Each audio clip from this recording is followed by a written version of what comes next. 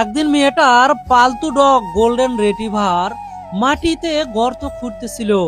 যখন মেয়েটা কাছে গিয়ে লক্ষ্য করে এইখানে নীল রঙের একটা ডিম ছিল। কুকুরটা যেন গর্ত খুঁড়ে এই ডিমটাই বের করছে।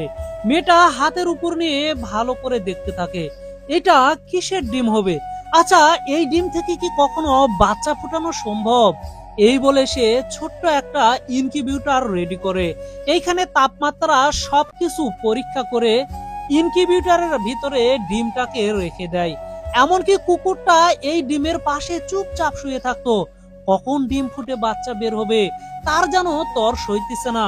এটা কি পাখির ডিম নাকি মুরগির ডিম?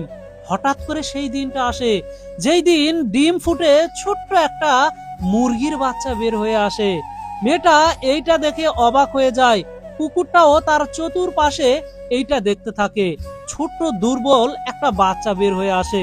কুকুরের চতুর্দিক দিয়ে এই মুরগির বাচ্চাটা ঘুরতে থাকে। কুকুর শুধু তার দিকে নজর দিয়ে দেখতে থাকে। আসলে এইটা ছিল একটা উট পাখির বাচ্চা।